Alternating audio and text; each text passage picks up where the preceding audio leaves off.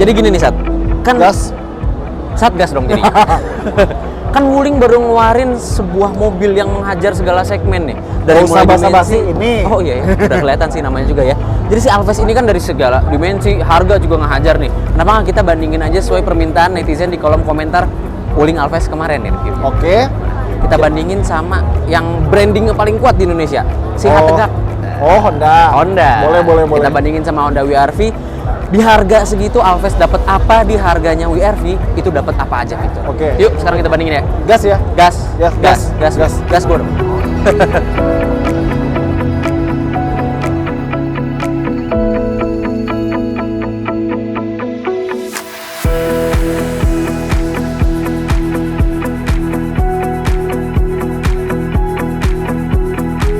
Ya, pertama-tama kita mulai dengan Honda WR-V. Dia bentuknya itu lebih kecil, lebih compact. Jadi kalau misalnya garasi kalian terbatas, mungkin cocok sama ini.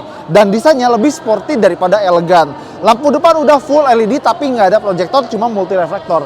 Dan dia punya kamera parkir, belum ada kamera 360 sama kayak Wuling Alphest.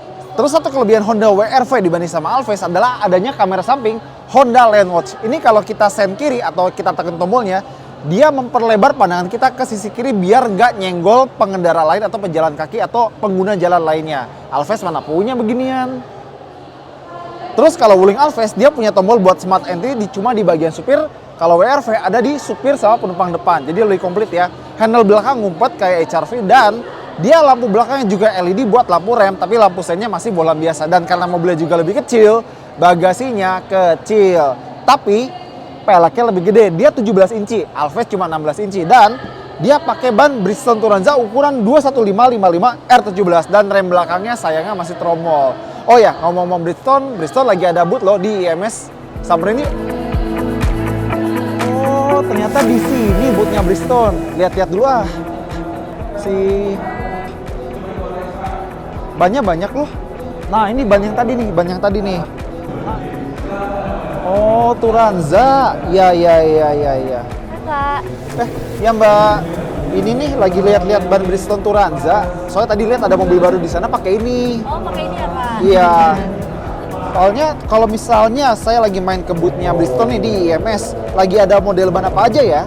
Kalau buat sekarang kita lagi ada tampilin Potenza, Turanza, Teknovia, Teknosport, Dueler, sama Alenza. Oh, terus ada program apa lagi nih Bridgestone di sini kira-kira? Nah, pas banget nih Kak, buat selama IMS ini kita Iya. ada banyak promo menarik, yaitu diskon up to 400.000 sama ada door prize juga. Wih, ada door prize. Wah, Iya. mantap nih. Nah, terus nih Mbak, misalnya saya udah milih nih, saya pengen Bridgestone Turanza di mobil saya. Turanza ini ban yang kayak gimana sih Mbak? Nah, Turanza ini cocok banget buat dipakai daily, terutama kalau kakak sering keluar kota. Karena ban ini tuh paling cocok buat orang yang nyari safety and comfort. Wah. Selain handling grip yang oke, jadi dia stable banget Kak. Wih, keren. Jadi jangan lupa ya, mampir ke booth-nya Bridgestone di IMS. Sekarang bagian dalamnya, desain dashboard sangat familiar dari BR-V turun ke WR-V. Bahan-bahannya plastik yang empuk cuma ada di bagian sini, plus ada jahitan merah kontras. Dan untuk setir, cuma bisa naik turun dan nggak bisa maju mundur. Sama kayak Alphest, instrumennya masih analog buat tachometer sama speedometer, tapi ada layar kecil di tengah. Paling nggak dia udah full color ya. Dan posisi mengemudi, Honda itu selalu bagus dan tidak terkecuali mobil ini. Head unit lebih kecil daripada Alphest dan ya fiturnya standar nanti kita bahas. Dan dia pakai jok kulit dengan jahitan kontras. Kalau urusan kantong buat nyimpen barang, dia kurang lebih sama kayak Alphest. Di pintu ada kantong, terus kita lihat gas damping dan sama-sama nggak dilapis kain. Dan di sini ada kantong, 2 cup holder, 2. Terus di sini ada tempat lagi kecilan dan ada center console box yang sama-sama kecil. Terus di bagian depan ada power outlet. Sayangnya bukan USB fast charging seperti di Alphest. Terus kalau feature yang varian RS pakai Honda Sensing, dia punya teknologi keselamatan yang kurang lebih mirip sama Wuling Alphest. Jadi ada adaptive cruise control, rem otomatis, ada lane keep, lane departure, segala macam dia ada. Nah, kalau buat head unit, sayangnya dia nggak bisa disuruh-suruh, apalagi pakai bahasa Indonesia. Jadi kayak misalnya kan Wuling, halo Wuling. Di sini nggak bisa kayak halo Honda, apa Honda gitu. Dia nggak bisa. Dan kalau Alphest, dia ada USB buat dashcam di balik spion tengah. Ini nggak ada. Dan yang paling jelas ya, dia tidak ada sunroof. Terus buat AC, Honda WR-V tuh ngontrolnya semuanya dari sini. Jadi nggak dibenamkan dalam touchscreen, jadi lebih aman. Sederhana tapi aman. Kenapa sih pabrikan mobil doyan banget semuanya touchscreen? Aneh. Dan Dia sama-sama pakai CVT, tapi WRV nggak punya pedal shift atau mode manual, cuma ada mode sport, dan vanity mirror buat supir nggak ada, tapi buat penumpang ada. Kalau Alphest kan ada dua-duanya, meski sama-sama nggak ada lampu. Nah, duduk belakang. Kalau dibanding Alphest, jelas space-nya WRV kalah. Tinggi gue 178 dan kepala sama kaki dapat space yang bagus dibanding sama merek Jepang atau Korea lainnya. Tapi kalau dibanding Alphest, jelas kalah karena space dia lebih gede. Nah, kantong ada di balik kanan kiri jok depan dan ada satu power outlet 12 volt di sini. Terus masih ada 3 headrest dan sama-sama nggak ada armrest. Dan buat ngelipat bagasinya atau ngelipat joknya ya, dia udah terpisah 60-40. Jadi kalau misalnya lagi bawa barang tetap bisa bawa orang di bagian sini. Dan joknya udah fluid meskipun kalau panel pintunya jelas kalah sama Alphest. Nah, kalau soal mesin, Honda menang telak. Biarpun sama-sama 1500 cc, tapi speknya jauh di atas Alphest. 121 tenaga kuda dan 145 Nm. Biarpun sama-sama 4 silinder tanpa turbo. Sama-sama CVT, sama-sama penggerak roda depan. Tapi pasti akselerasi dan bensinnya itu jauh lebih baik daripada Wuling. Mana ada Wuling irit dan kenceng.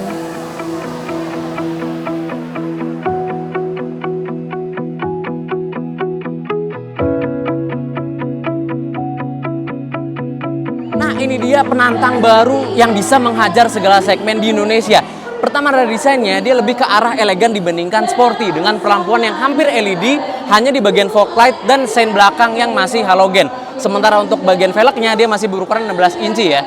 Nah, tapi berbicara mengenai dimensinya, memang si Alphest ini memiliki dimensi yang sama dengan kereta HRV dan juga Omoda 5. Tapi untuk soal harga, dia bersinggungan langsung dengan si Rocky Race dan juga Honda WRV.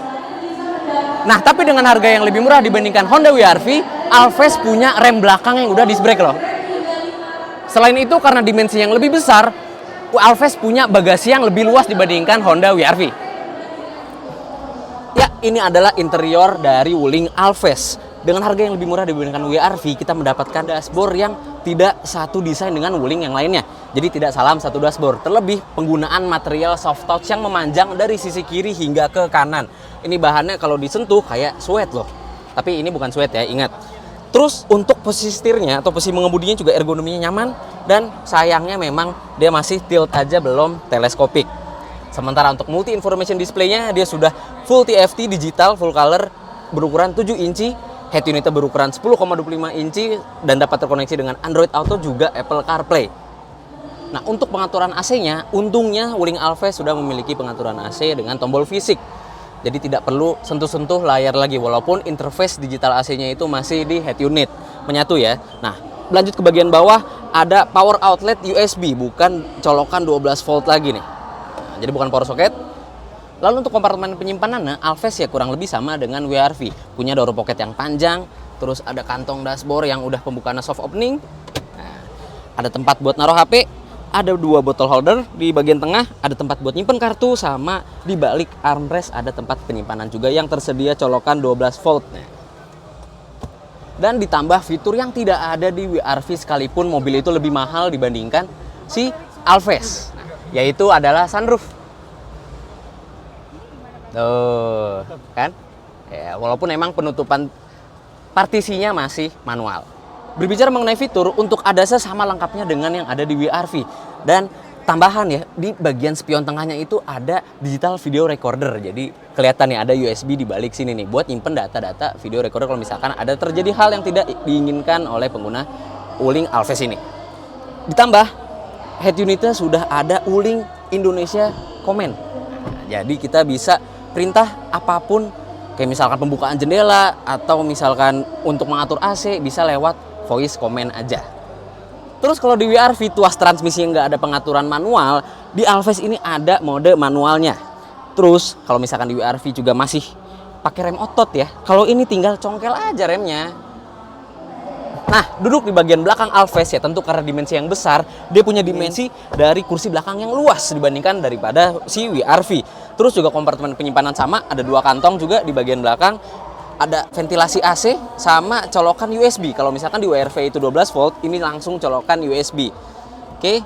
Terus di bagian bawahnya lagi ada kompartemen penyimpanan dan headrest-nya juga tersedia 3 walau yang di tengah itu hanya fix, nggak bisa diatur sama sekali. Lalu untuk konfigurasi joknya dia sama 60-40 juga, tidak tersedia armrest, tapi bisa lebih rebah pengaturan kursi belakangnya. Jadi bisa lebih santai. Dengan harga yang lebih murah juga Alphest memiliki panel pintu yang juga ada soft touch-nya. Dan seatbelt untuk penumpang tengah juga 3 titik, nggak 2 titik kayak WRV. Soal mesinnya ya Wuling masih kalah dengan Honda tentunya. 1500 NA sama dengan yang ada di WRV, tapi untuk tenaga dan outputnya itu masih berada di bawah WRV. Tenaganya sendiri 105 horsepower dengan torsi 143 Nm yang dipasangkan ke transmisi CVT langsung ke roda depan. Jadi masih kalah tenaganya dibandingkan dengan WRV yang punya dimensi lebih kecil dibandingkan Alphest ini.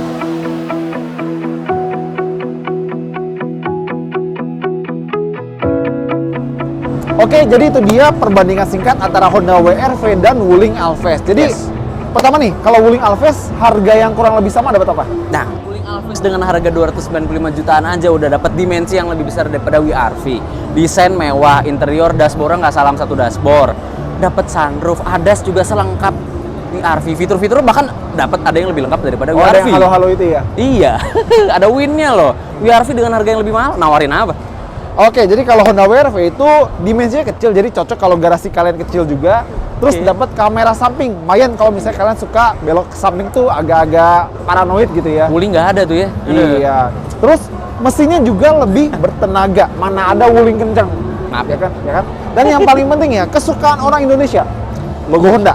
Ini genjutsu terkuat di antara pabrikan-pabrikan otomotif Indonesia nih. Ya, sama jadi- Trialips. Iya. Ya, jadi kalau misalnya dengan budget yang sama, kalian bisa pilih Wuling Alphest buat dapat yang lebih lega, lega luar dalam ya. Yes. Teknologi lebih banyak, terus juga dapat tampilan elegan. Tapi kalau Honda WRV dapat tampilan lebih ringkas, mesin lebih bertenaga, dan brand image Honda. Karena gimana pun juga Honda kan udah lama ya, kalau Dan Wuling kan punya baru bentar ya. histori yang lebih jauh ya dibandingkan dengan Ya, jadi untuk perbandingan antara WRV dan Alphest ya masing-masing ada plus dan minus, tinggal Yep. sesuaikan dengan kebutuhan dan pendapatan kalian. Betul, kembali lagi ke penonton ya. Iya. Oke, sekian itu aja komparasi kita kali ini ya. Iya. Dan Jangan lupa untuk follow Instagram @bridgestone.id untuk mendapatkan info dan promo menarik lainnya. Dan jangan lupa kunjungi booth Bridgestone di IMS 2023. Saya Hilary Satrio, saya Bagas Satrio. sampai jumpa di video berikutnya. Dadah. Dua Satrio ya. Iya.